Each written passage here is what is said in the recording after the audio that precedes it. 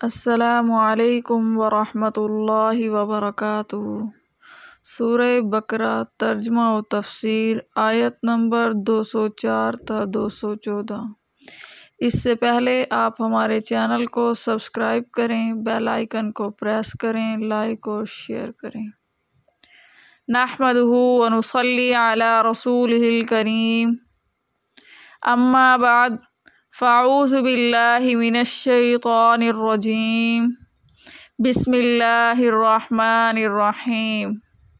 سبحانک لا علم لنا الا ما علمتنا انک انت العلیم الحکیم۔ رب اشرح لی صدری ویسر لی امری واحلل عقدۃ من لسانی یفقہوا قولی۔ رب زدنی علما، رب زدنی علما، رب زدنی علما۔ لقد جاءکم رسول من انفسکم عزیز علیہ ما عنتم حریص علیکم بالمؤمنین رؤوف رحیم۔ فإن تولوا فقل حسبی اللہ لا الہ الا ہو علیہ توکلت وہو رب العرش العظیم۔ ومن الناس من يعجبك قوله في الحياة الدنيا ويشهد الله على ما في قلبه وهو ألد الخصام۔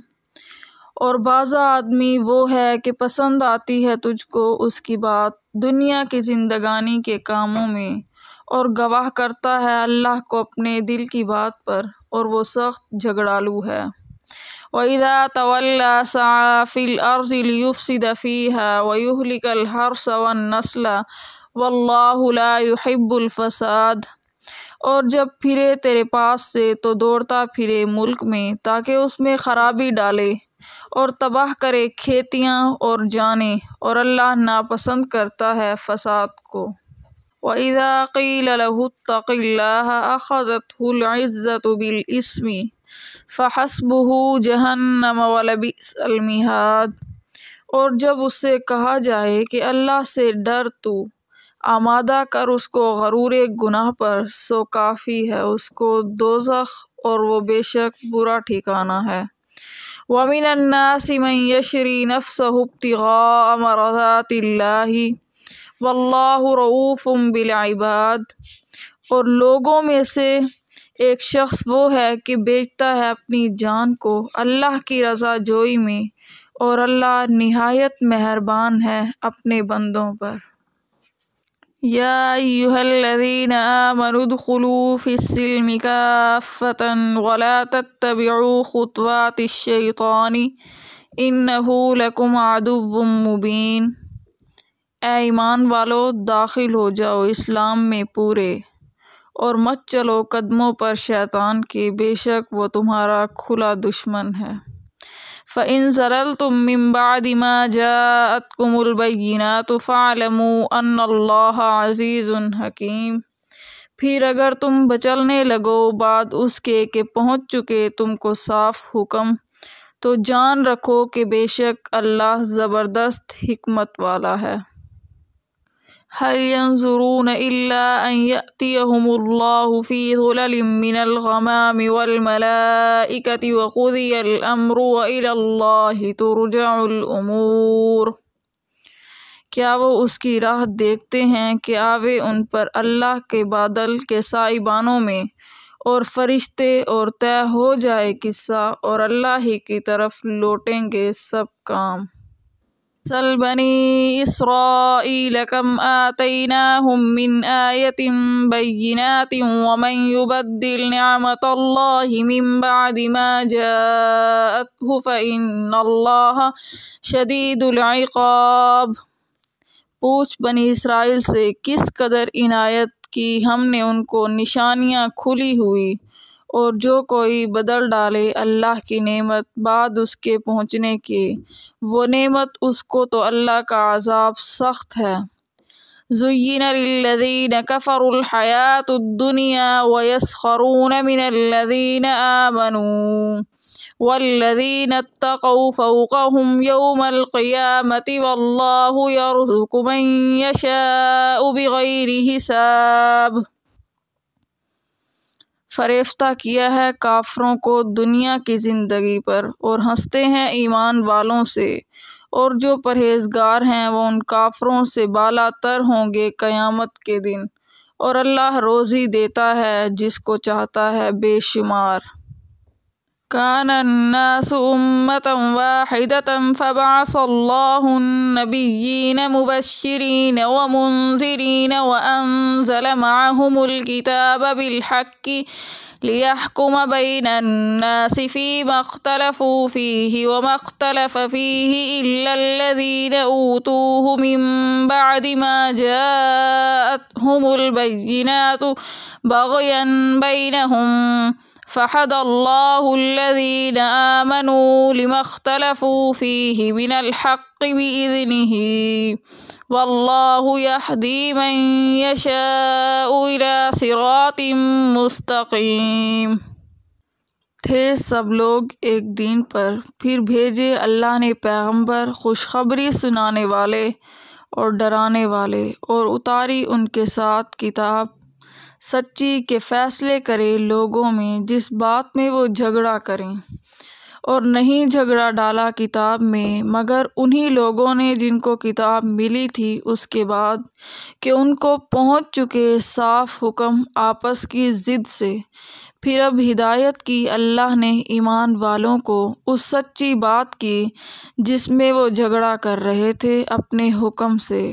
اور اللہ بتلاتا ہے جس کو چاہتا ہے سیدھی راہ۔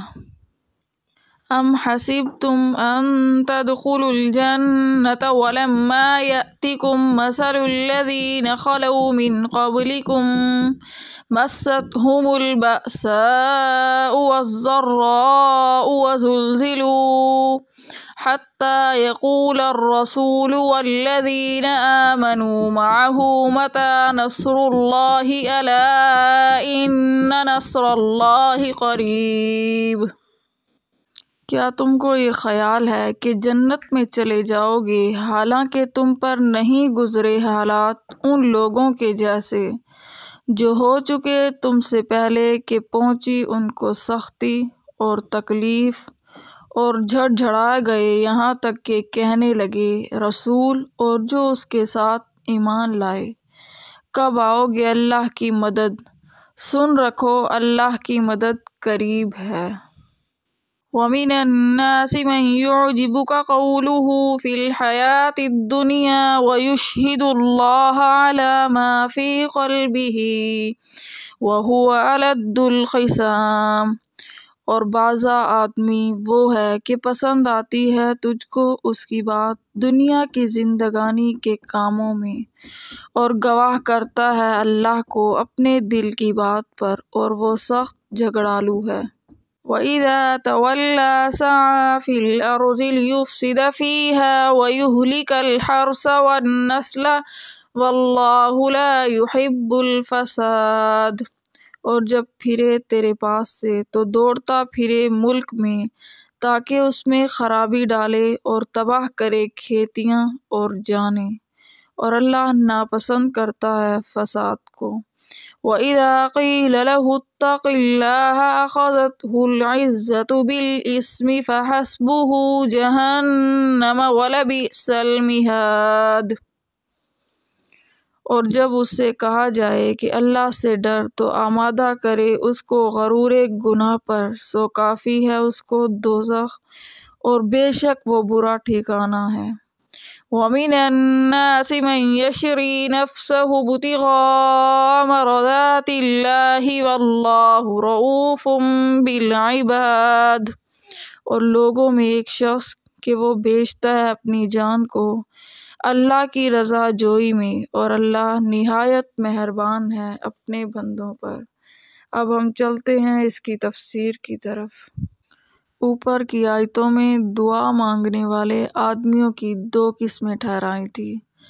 ایک کافر کہ منکر آخرت ہی اس کے لیے صرف دنیا مانگتا تھا، دوسرا مومن کہ معتقد آخرت ہے، دنیا کی بھلائی کے ساتھ آخرت کی بھلائی بھی مانگتا ہے۔ اب اگلی آیت میں اسی طرح کی تقسیم نفاق و اخلاص کے اعتبار سے فرماتے ہیں کہ بعض منافقین ہوتے ہیں اور بعض مخلصین۔ کوئی شخص تھا اخنس بن شریک، بڑا فصیح و بلیغ، وہ رسول اللہ صلی اللہ علیہ وسلم کی خدمت میں آ کر قسمیں کھا کھا کر دعوی اسلام کیا کرتا تھا، اور مجلس سے اٹھ کر جاتا تو فساد و شرارت، ایذا رسانی خلق میں لگ جاتا۔ اس منافق کے باب میں فرماتے ہیں، اور بعضا آدمی ایسا بھی ہے کہ آپ کو اس کی گفتگو جو محض دنیاوی غرض سے ہوتی ہے،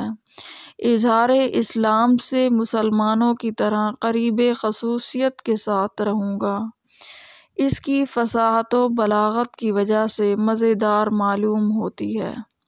اور وہ اپنا اعتبار بڑھانے کو اللہ تعالیٰ کو گواہ بناتا ہے اپنے دل کی سچائی پر، حالانکہ بالکل جھوٹا ہے، کیونکہ واقع میں وہ آپ صلی اللہ علیہ وسلم کی مخالفت میں نہایت شدید ہے، اور جس طرح آپ صلی اللہ علیہ وسلم کا مخالف ہے، اسی طرح اور مسلمانوں کو بھی ایذا پہنچاتا ہے۔ جب آپ صلی اللہ علیہ وسلم کی مجلس سے پیٹھ پھیرتا ہے تو اس دوڑ و دھوپ میں پھرتا رہتا ہے کہ شہر میں کوئی فساد کرے اور کسی کی کھیت اور مویشی کو تلف کر دے۔ ایک مسلمان کا اس طرح نقصان کر دیا کہ اللہ تعالیٰ فساد کی باتوں کو پسند نہیں فرماتے۔ اس مخالفت و ایذا کے ساتھ مغرور اس درجے میں ہے کہ جب اس سے کوئی کہتا ہے کہ خدا سے ڈر تو اور زیادہ آمادہ ہو جاتا ہے اسی غرور اور گناہ پر، سو ایسے شخص کی سزا جہنم ہے اور وہ برا ٹھکانہ ہے۔ اور بعض آدمی ایسے بھی ہیں کہ اللہ تعالیٰ کی رضا جوئی کے بدلے میں اپنی جان تک بیچ ڈالتے ہیں، اور اللہ تعالیٰ ایسے بندوں کے حال پر نہایت مہربان ہے۔ آیت کا آخری حصہ جس میں مومن و مخلص کا یہ حال بیان کیا ہے، وہ اللہ تعالیٰ کی رضا حاصل کرنے کے لیے اپنی جان کی بھی بازی لگا دیتا ہے۔ یہ ان مخلص صحابہ کرام رضوان اللہ علیہم اجمعین کی شان میں نازل ہوئی جنہوں نے بے مثال قربانیاں اللہ کی راہ میں پیش کی۔ حدیث شریف میں ہے، یہ آیت حضرت صہیب رومی رضی اللہ تعالی عنہ کے اس واقعے میں نازل ہوئی ہے کہ جب وہ مکہ سے ہجرت کر کے مدینہ کے لیے روانہ ہوئے تو راستے میں کفار قریش کی ایک جماعت نے راستہ روک لیا۔ یہ دیکھ کر حضرت صہیب رومی رضی اللہ تعالی عنہ اپنی سواری سے اتر کر کھڑے ہو گئے اور ان کے ترکش میں جتنے تیر تھے سب نکال لیے، اور قریش کی اس جماعت سے خطاب کیا کہ اے قبیلہ قریش، تم سب جانتے ہو کہ میں تیر اندازی میں تم سب سے زیادہ ماہر ہوں، میرا تیر کبھی غلط نہیں لگتا، اور اب میں اللہ کی قسم کھاتا ہوں کہ تم میرے پاس اس وقت تک نہ پہنچ سکو گے جب تک میرے ترکش میں ایک تیر بھی باقی ہے، اور تیروں کے بعد میں تلوار سے کام لوں گا، جب تک مجھ میں دم رہے گا پھر جو تم چاہو کر لینا،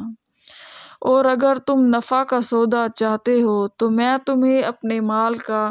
پتہ دیتا ہوں جو مکہ مکرمہ میں رکھا ہوا ہے، تم وہ مال لے لو اور میرا راستہ چھوڑ دو۔ اس پر قریش کی جماعت راضی ہو گئی، اور حضرت صہیب رومی رضی اللہ تعالی عنہ نے صحیح سالم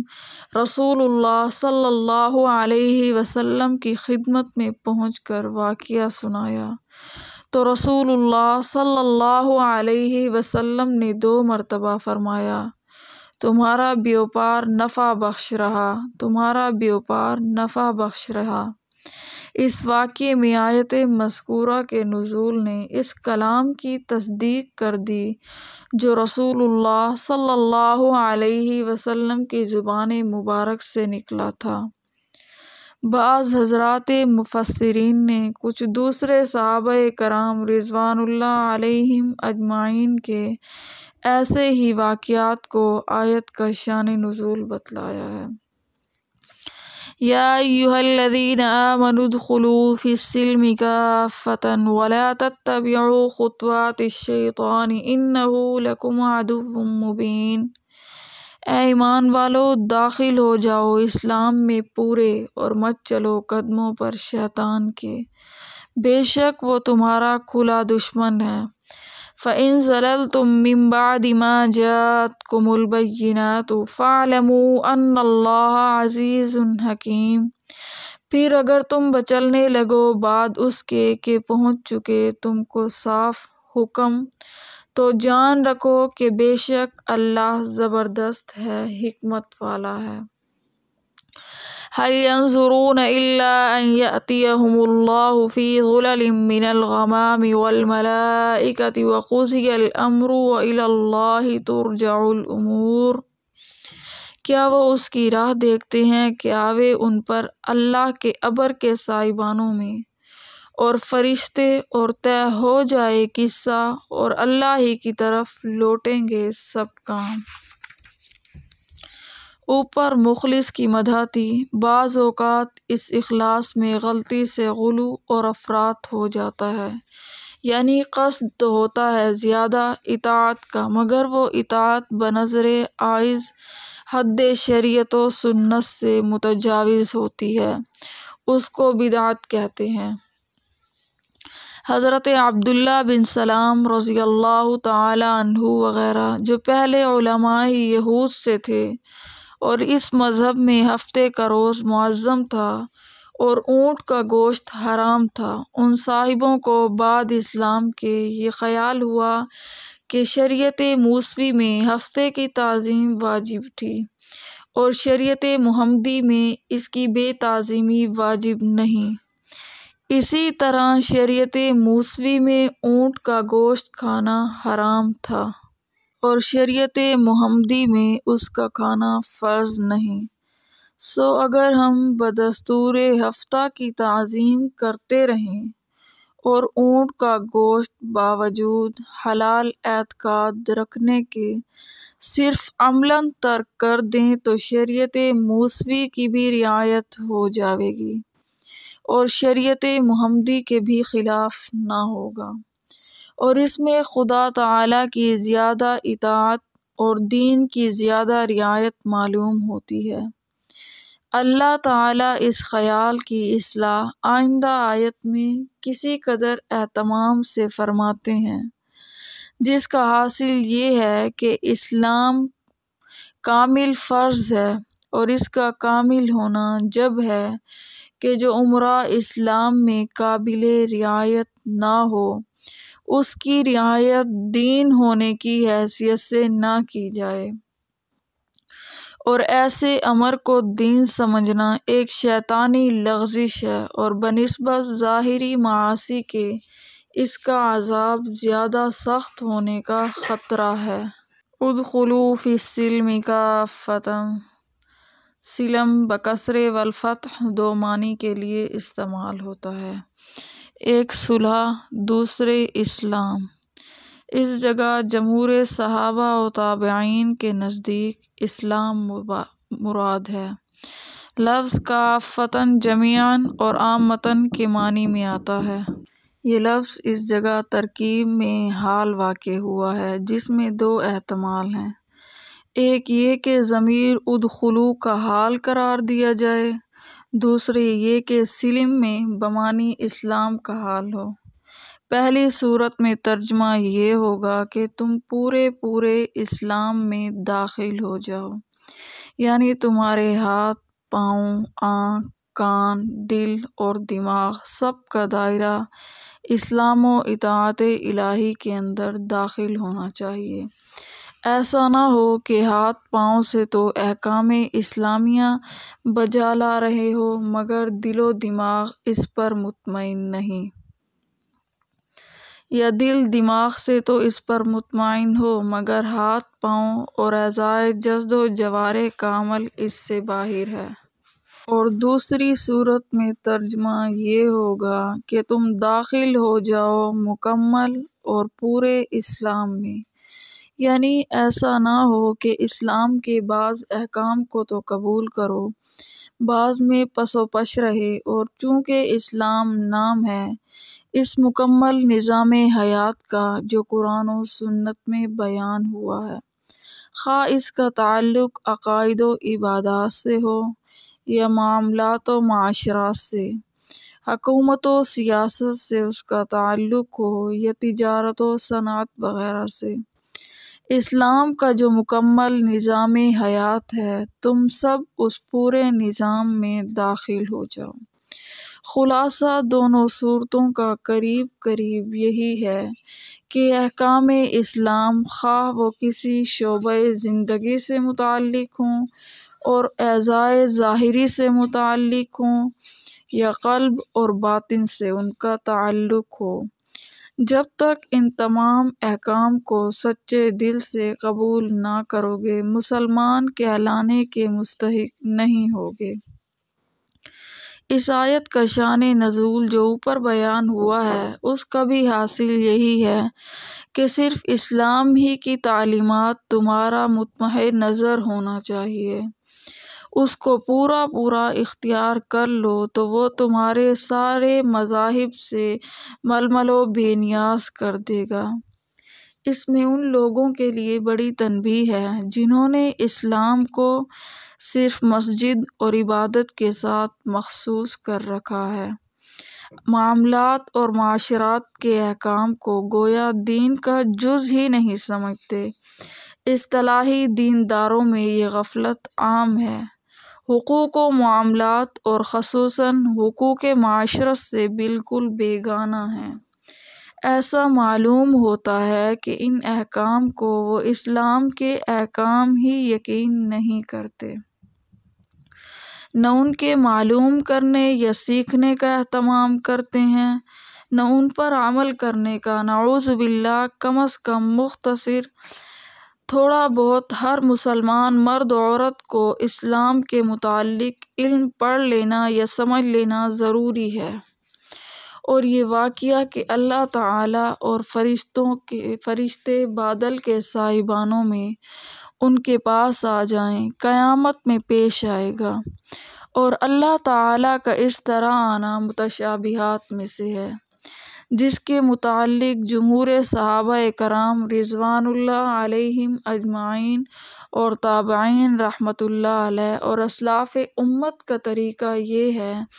کہ اس کے مضمون کے حق کو صحیح ہونے کا اعتقاد و یقین رکھے، اور کیفیت کہ کس طرح یہ کام ہوگا اس کی دریافت کی فکر میں نہ پڑے، کہ جس طرح اللہ تعالیٰ کی ذات اور تمام صفات کی حقیقت اور کیفیت کا معلوم کرنا انسان کی عقل سے بالا تر ہے، یہ بھی اسی میں داخل ہے۔ سل بنی اسرائیل کم آتیناہم من آیۃ بینۃ ومن یبدل نعمت اللہ من بعد ما جاءتہ فإن اللہ شدید العقاب۔ پوچھ بنی اسرائیل سے کس قدر عنایات کی ہم نے ان کو نشانیاں کھلی ہوئی، اور جو کوئی بدل ڈالے اللہ کی نعمت بعد اس کے پہنچنے کے، وہ نعمت اس کو تو اللہ کا عذاب ہے سخت۔ زُيِّنَ لِلَّذِينَ كَفَرُوا الْحَيَاةُ الدُّنْيَا وَيَسْخَرُونَ مِنَ الَّذِينَ آمَنُوا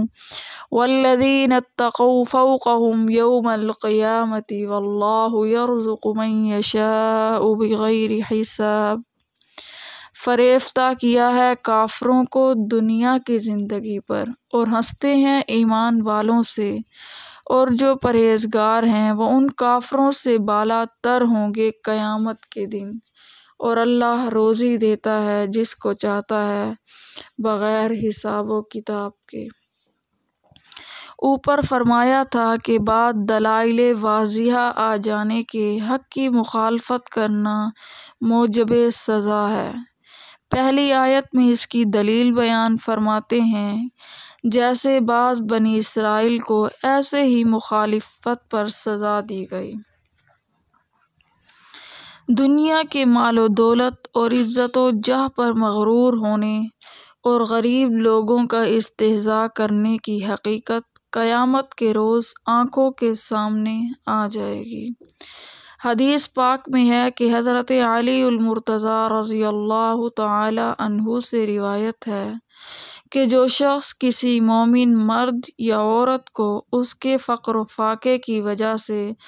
ذلیل و حقیر سمجھتا ہے، اللہ تعالیٰ قیامت کے روز اس کو اولین و آخرین کے مجمع میں رسوا اور ذلیل کریں گے۔ اور جو شخص کسی مسلمان مرد یا عورت پر بہتان باندھتا ہے اور کوئی ایسا عیب اس کی طرف منسوب کرتا ہے جو اس میں نہیں ہے، اللہ تعالیٰ قیامت کے روز اس کو آگ کے ایک اونچے ٹیلے پر کھڑا کریں گے جب تک کہ وہ خود اپنی تکذیب نہ کرے۔ کان الناس امۃ واحدۃ فبعث اللہ النبیین مبشرین ومنذرین وانزل معهم الکتاب بالحق لیحکم بین الناس فیما اختلفوا فیہ وما اختلف فیہ الا الذین اوتوہ من بعد ما جاءتہم البینات بغیا بینہم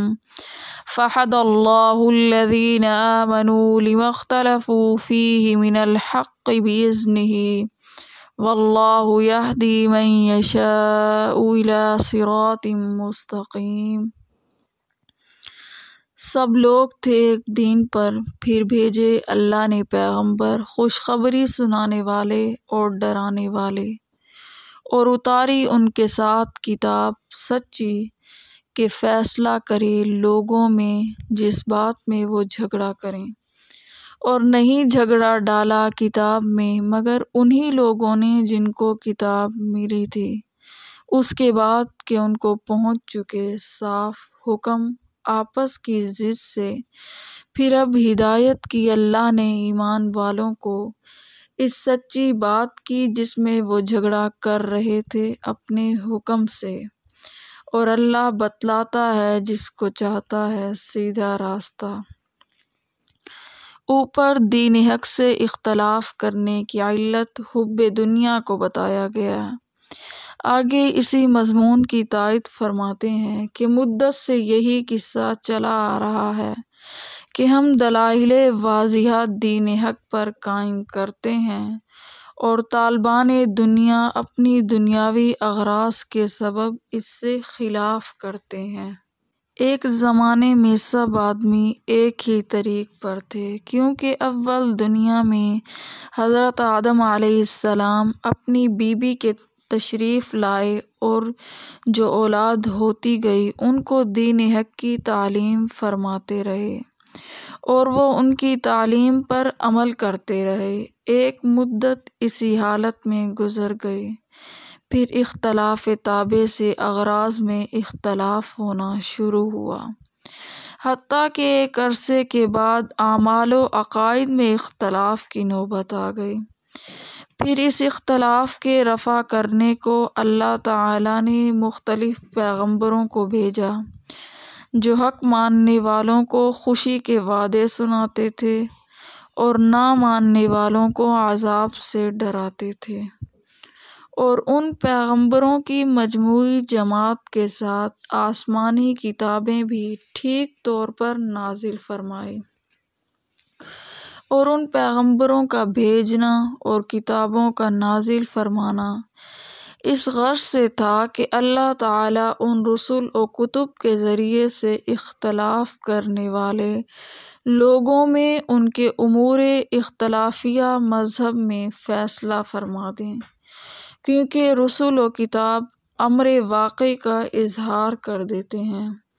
اور امر واقع کے متعین ہونے سے ظاہر ہے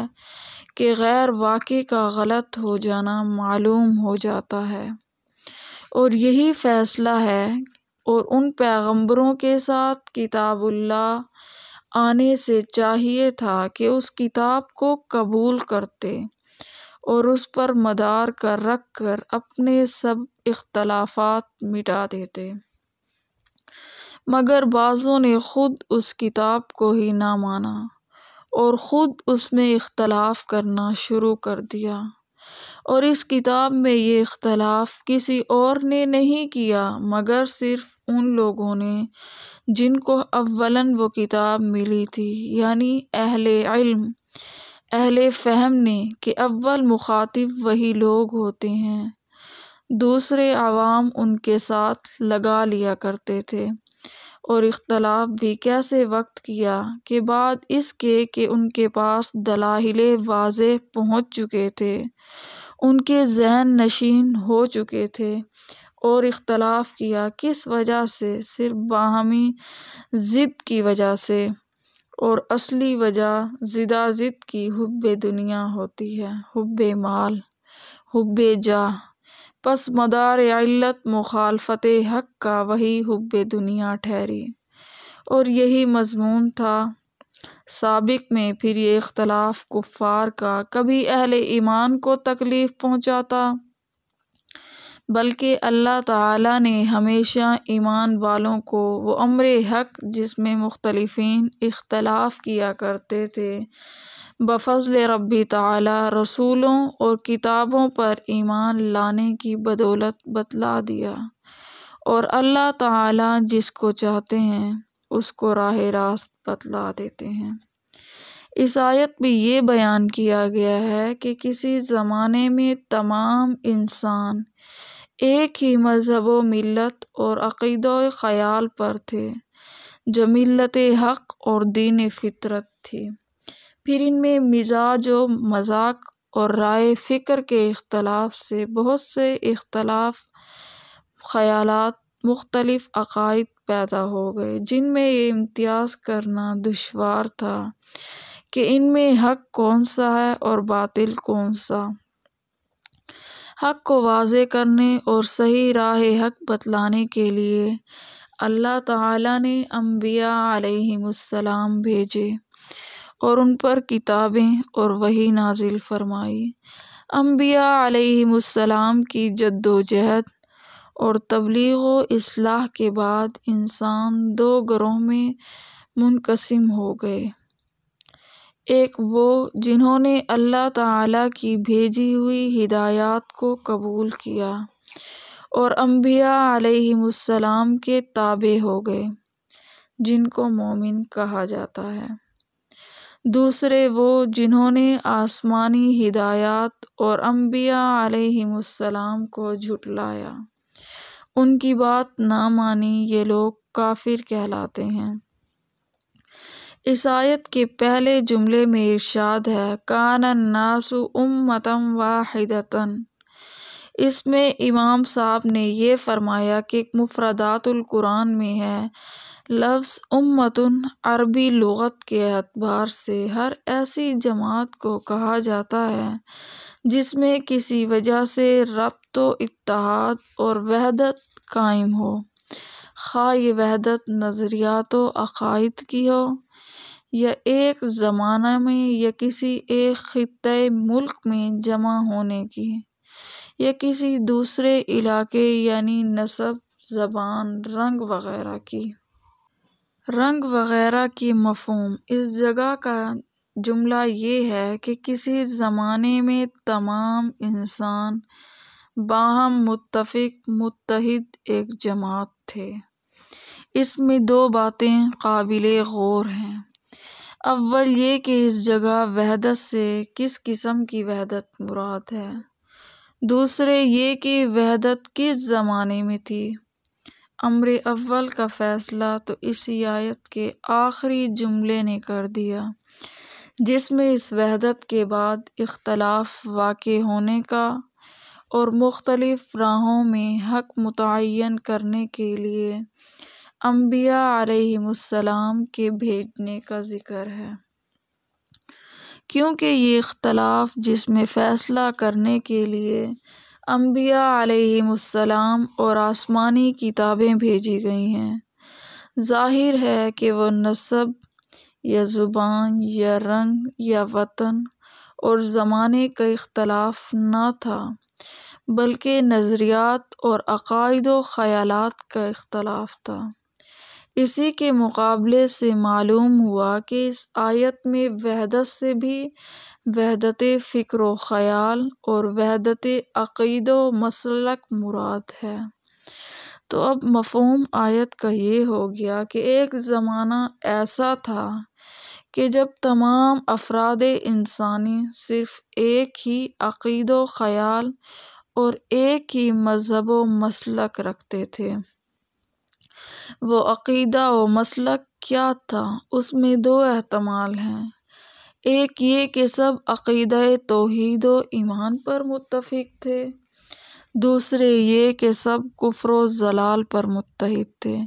مگر جمہور مفسرین کے نزدیک راجح قول یہ ہے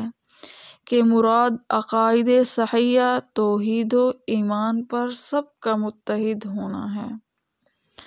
اسی مضمون کی ایک آیت آئی ہے وَمَا كَانَ النَّاسُ إِلَّا أُمَّةً وَاحِدَةً فَاخْتَلَفُوا وَلَوْلَا كَلِمَةٌ سَبَقَتْ مِنْ رَبِّكَ لَقُضِيَ بَيْنَهُمْ فِيمَا فِيهِ يَخْتَلِفُونَ، یعنی سب آدمی ایک ہی امت پر تھے، پھر آپس میں اختلاف پڑ گیا، اور اگر اللہ تعالیٰ کا یہ ازلی فیصلہ نہ ہوتا کہ اس عالم دنیا میں حق و باطل، کھرا کھوٹا، سچ اور جھوٹ مل جل چکے ہوتے تو قدرت الہیہ ان سب جھگڑوں کا ایسا فیصلہ کر دیتی کہ حق سے اختلاف کرنے والوں کا نام ہی نہ رہتا۔ اور دوسری جگہ سورہ انبیاء میں فرمایا إِنَّ هَٰذِهِ أُمَّتُكُمْ أُمَّةً وَاحِدَةً وَأَنَا رَبُّكُمْ فَاعْبُدُونِي، یہ تمہاری جماعت ایک ہی جماعت ہے اور میں تمہارا رب ہوں، اسی لیے سب میری ہی عبادت کرتے رہو۔ اسی طرح سورہ مومنون میں فرمایا وَإِنَّ هَٰذِهِ أُمَّتُكُمْ أُمَّةً وَاحِدَةً وَأَنَا رَبُّكُمْ فَاتَّقُونِي، یعنی یہ تمہاری جماعت ایک ہی جماعت ہے اور میں تمہارا رب ہوں، اسی لیے مجھ سے ڈرتے رہو۔ ان تمام آیات سے یہ معلوم ہوتا ہے کہ اس جگہ وحدت سے عقائد و مسلک کی وحدت اور دین حق توحید و ایمان میں سب کا متحد ہونا مراد ہے۔ اب دیکھنا یہ ہے کہ یہ دین حق اسلام و ایمان پر تمام انسانوں کا اتفاق و اتحاد کس زمانے کا واقعہ ہے؟ یہ وحدت کہاں تک قائم رہی؟ مفسرین صحابہ کرام رضوان اللہ علیہم اجمعین میں سے حضرت ابی بن کعب رضی اللہ تعالی عنہ اور حضرت ابن زید رضی اللہ تعالی عنہ نے فرمایا کہ یہ واقعہ عالم ازل کا ہے، جب تمام انسانوں کی روح کو پیدا کر کے ان سے سوال کیا گیا تھا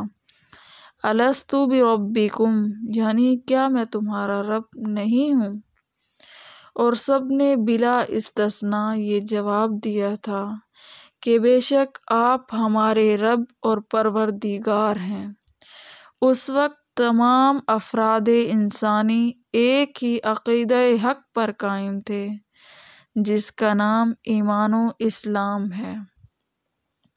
حضرت عبداللہ بن عباس رضی اللہ تعالی عنہ نے فرمایا کہ وحدت عقیدے کا واقعہ اس وقت کا ہے کہ جب آدم علیہ السلام اپنی زوجہ محترمہ کے دنیا میں تشریف لائے اور آپ کی اولاد ہوئی اور پھیلتی گئی، وہ سب کے سب حضرت آدم علیہ السلام کے دین اور انہی کی تعلیم و تلقین کے تابع توحید کے قائل تھے، اور سب کے سب باستثناء قابل وغیرہ متبوع شریعت و فرما بردار تھے۔ مسند احمد میں حضرت ابن عباس رضی اللہ تعالی عنہ کے اس قول کے ساتھ یہ بھی مذکور ہے کہ وحدت عقیدہ حضرت آدم علیہ السلام سے لے کر حضرت ادریس علیہ السلام تک قائم رہی۔ اس وقت تک سب کے سب مسلم اور توحید کے معتقد تھے، اور آدم علیہ السلام اور ادریس علیہ السلام کے درمیان زمانہ 10 قرن ہے۔ بظاہر قرن سے 1 صدی مراد ہے، تو کل زمانہ 1000 سال کا ہو گیا۔ اور بعض حضرات نے یہ بھی فرمایا ہے کہ یہ وحدت عقیدہ کا زمانہ وہ ہے کہ جب نوح علیہ السلام کی بد دعا سے دنیا میں طوفان آیا، اور بجز ان لوگوں کے جو نوح علیہ السلام کے ساتھ کشتی میں سوار ہو گئے تھے، باقی ساری دنیا غرق ہو گئی تھی۔ طوفان ختم ہونے کے بعد جتنے آدمی اس دنیا میں رہے وہ سب مسلمان موحد اور دین حق کے پیروکار تھے، اور در حقیقت ان تینوں اقوال میں کوئی اختلاف نہیں۔ یہ تینوں زمانے ایسے ہی تھے جن میں سارے انسان ملت واحدہ اور امت واحدہ بنے ہوئے دین حق پر قائم تھے۔ آیت کے دوسرے جملے میں ارشاد ہے فَبَعَثَ اللَّهُ النَّبِيِّينَ مُبَشِّرِينَ وَمُنذِرِينَ وَأَنزَلَ مَعَهُمُ الْكِتَابَ بِالْحَقِّ لِيَحْكُمَ بَيْنَ النَّاسِ فِيمَا اخْتَلَفُوا فِيهِ، یعنی پھر اللہ تعالیٰ نے پیغمبروں کو بھیجا جو خوشی سناتے تھے اور ڈراتے تھے، اور ان کے ساتھ کتابیں بھی ٹھیک طور پر نازل فرمائیں، اس غرض سے کہ اللہ تعالیٰ لوگوں میں ان کے امور اختلافیہ میں فیصلہ فرما دیں۔ یہاں یہ بات غور طلب ہے کہ اوپر کے جملے میں تمام انسانوں کا امت واحدہ اور ملت واحدہ ہونا بیان کیا تھا، اور اس جملے میں اس پر تفریح کرتے ہوئے یہ فرمایا کہ ہم نے انبیاء علیہم السلام اور کتابیں بھیجی تاکہ اختلاف کا فیصلہ کیا جائے۔ ان دونوں جملوں میں بظاہر جوڑ نہیں معلوم ہوتا، کیونکہ انبیاء علیہم السلام اور کتابوں کے بھیجنے کی علت لوگوں کا اختلاف ہے، اور اختلاف اس وقت تھا نہیں، مگر جواب بالکل واضح ہے۔ مراد آیت مذکورہ کی یہ ہے کہ ابتدائے عالم میں تمام انسان ایک ہی عقیدہ حق کے قائل اور پابند تھے، پھر رفتہ رفتہ اختلافات پیدا ہو گئے۔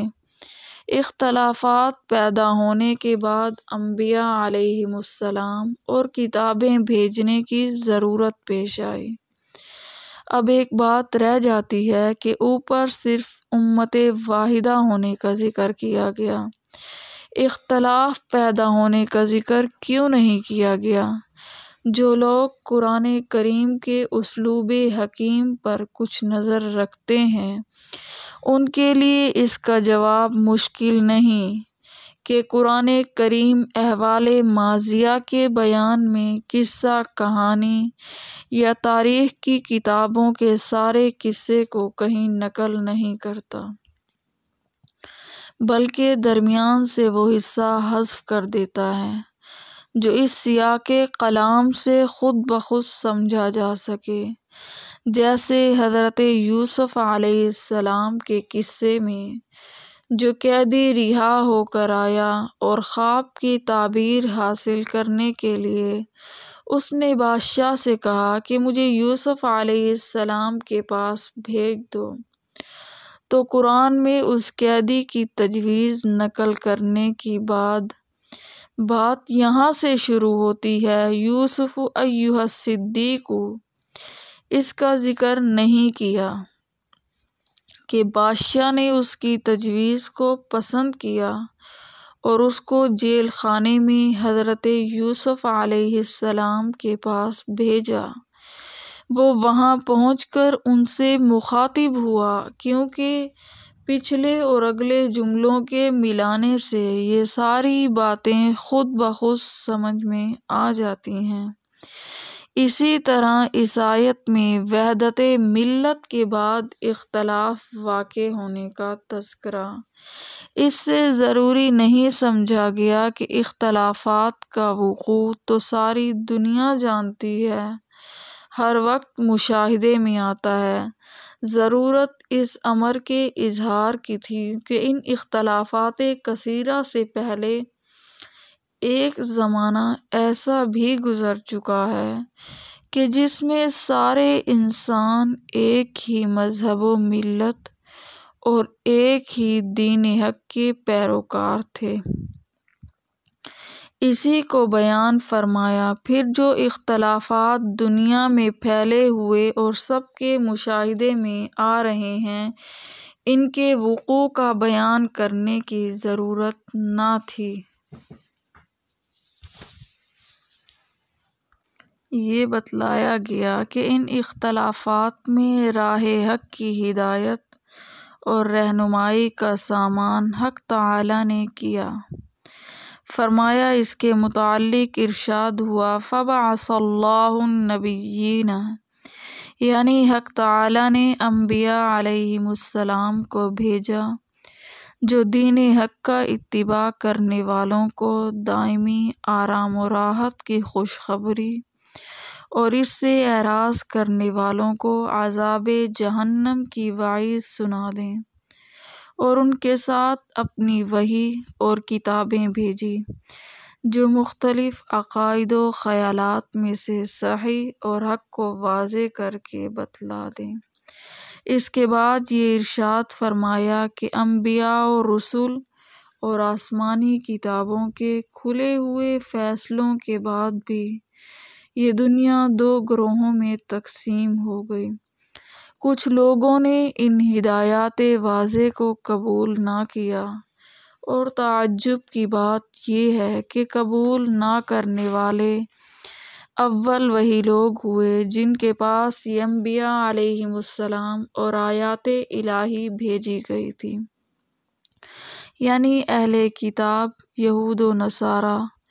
اور اس سے زیادہ تعجب کی بات یہ ہے کہ آسمانی کتابوں میں کوئی اشتباہ یا التباس کی گنجائش نہ تھی کہ ان کی سمجھ میں نہ آئے یا غلط فہمی کا شکار ہو جائیں، بلکہ حقیقت یہ تھی کہ جاننے بوجھنے کے باوجود ان لوگوں نے محض ضد اور ہٹ دھرمی سے انکار کیا۔ اور دوسرا گروہ وہ ہوا جن کو اللہ تعالیٰ نے راہ ہدایت پر لگا دیا، اور جس نے انبیاء و رسول علیہ السلام اور آسمانی کتابوں کے فیصلے ٹھنڈے دل سے تسلیم کیے۔ انہیں دو گروہوں کا بیان قرآن کریم نے سورہ تغابن میں اس طرح فرمایا ہے، خَلَقَکُم فَمِنکم کافر وَمِنکم مُؤْمِنٌ، یعنی اللہ تعالیٰ نے تم کو پیدا کیا، پھر تم میں سے کچھ کافر و منکر ہو گئے اور کچھ مومن و مسلم ہو گئے۔ خلاصہ مضمون آیت کا کان الناس امۃ واحدۃ کا یہ ہے کہ پہلے دنیا کے سب انسان دین حق پر قائم تھے، پھر اختلاف تابع سے اغراض میں اختلاف ہونا شروع ہوا، ایک عرصے کے بعد اعمال و عقائد میں اختلاف کی نوبت آ گئی، یہاں تک کہ حق و باطل میں التباس ہونے لگا۔ تو اللہ تعالیٰ نے انبیاء علیہم السلام اور اپنی کتابیں راہ حق کی ہدایت کرنے کے لیے اور اسی دین حق پر دوبارہ قائم ہو جانے کے لیے بھیجیں جس پر سب انسان پہلے قائم تھے، لیکن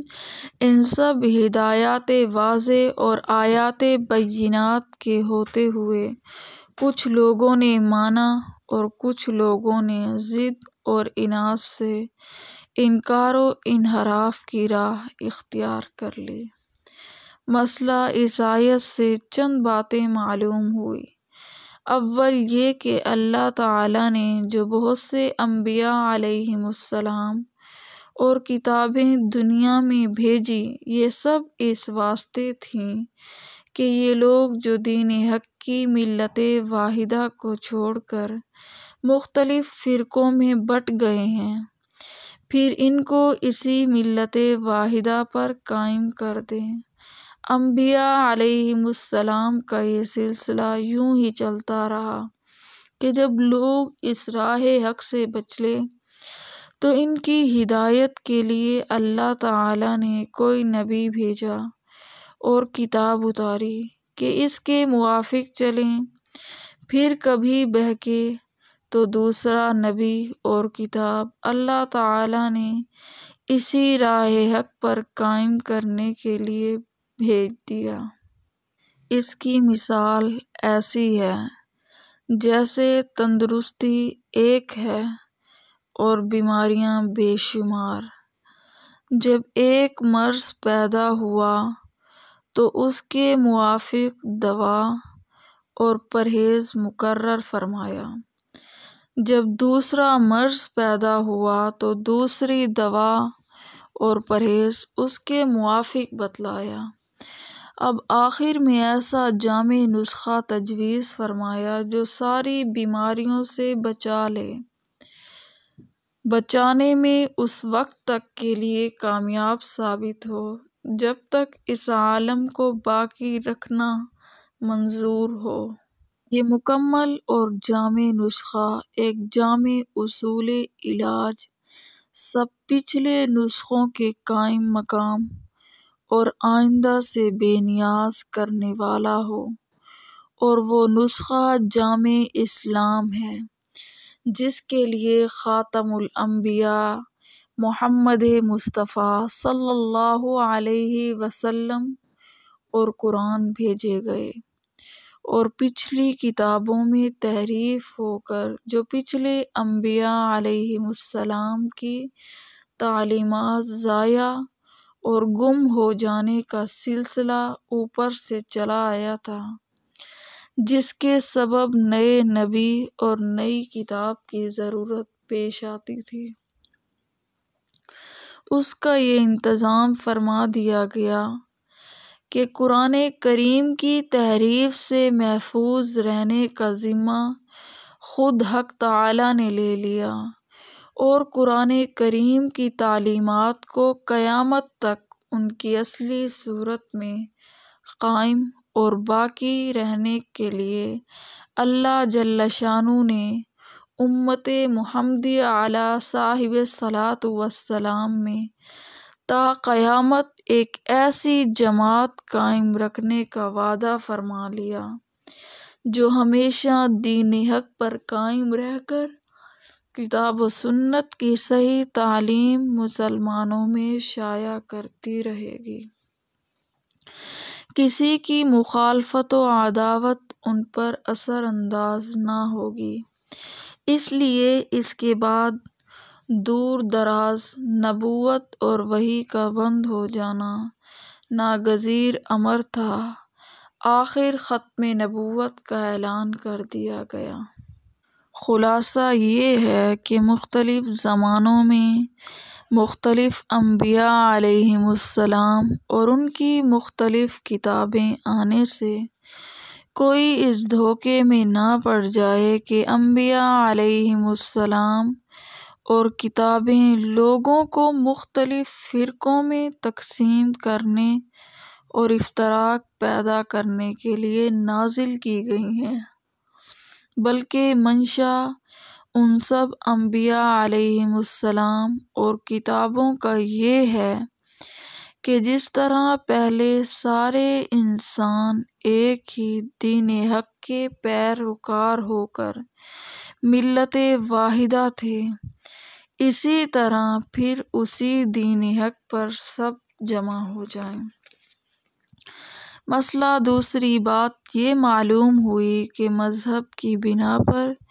قومیت کی تقسیم مسلم و غیر مسلم کا دو قومی نظریہ عین منشأ قرآنی کے مطابق ہے۔ آیت ہے فَمِنْكُمْ كَافِرٌ وَمِنْكُمْ مُؤْمِنُونَ، اس پر شاہد ہے۔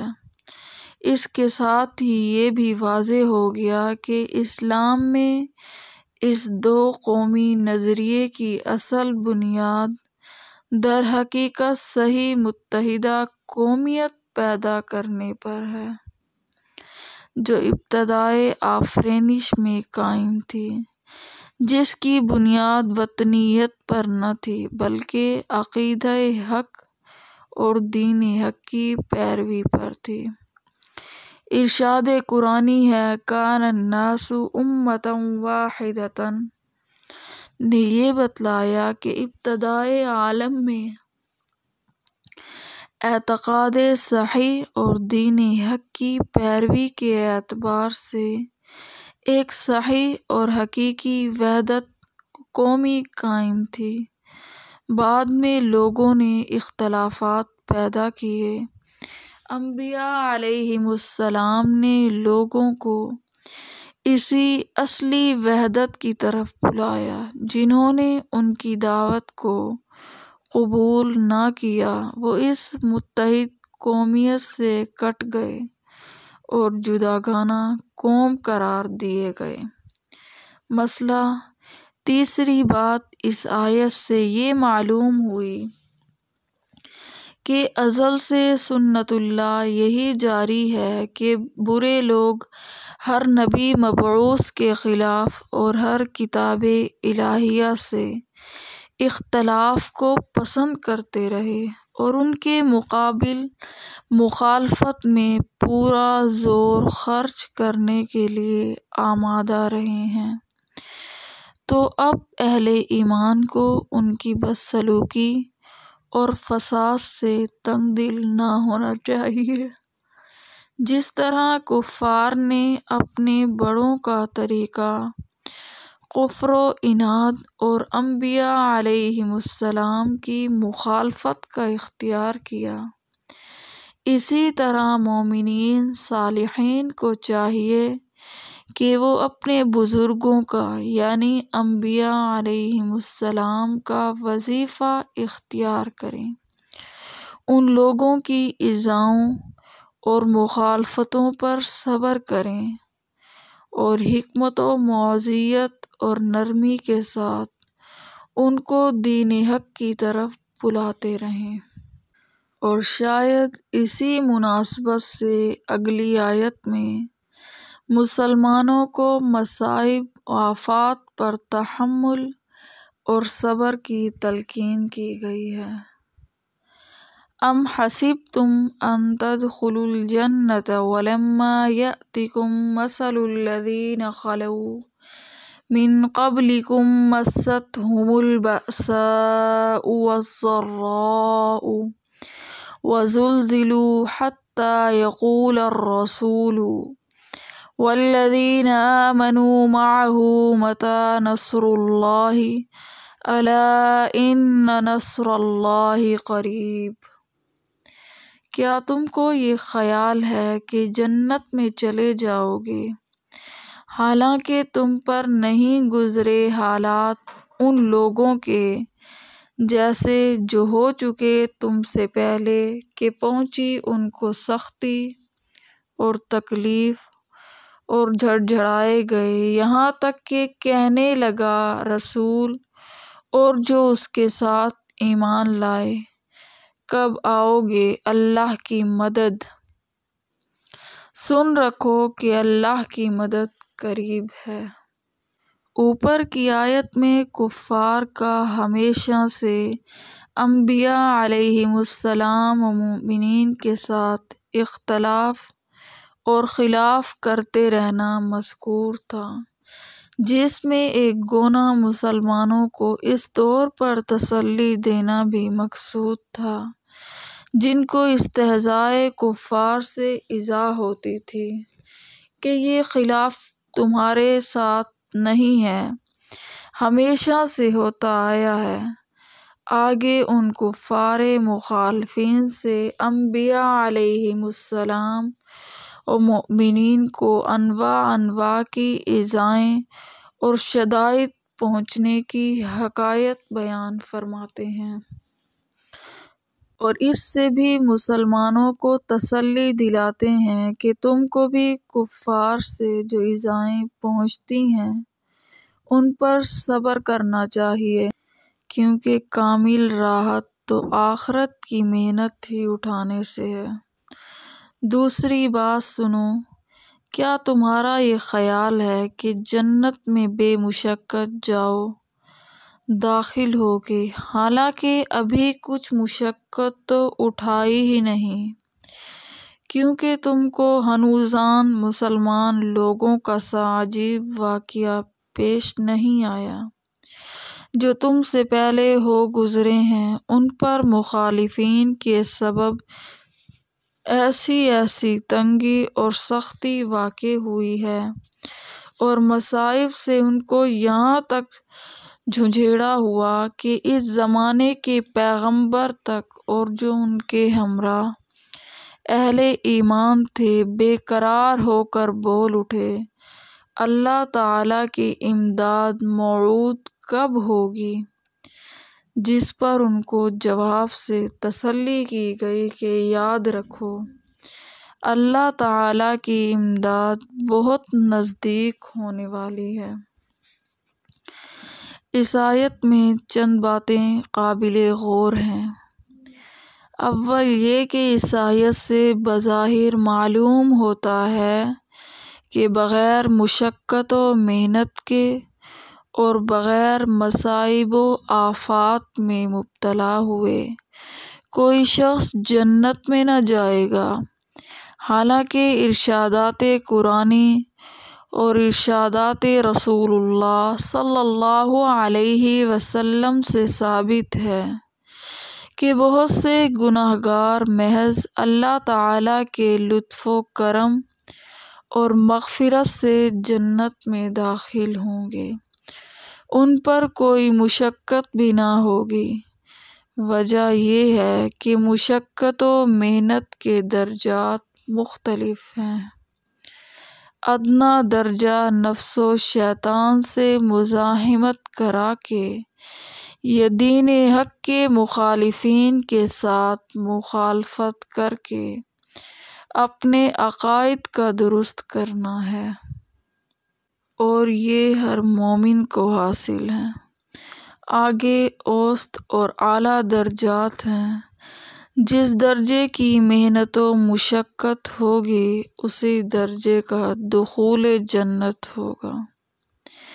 اسی طرح محنت و مشقت سے خالی کوئی نہ رہا۔ ایک حدیث میں ہے، رسول اللہ صلی اللہ علیہ وسلم نے ارشاد فرمایا، سب سے زیادہ سخت بلائیں اور مصیبتیں انبیاء علیہم السلام کو پہنچتی ہیں،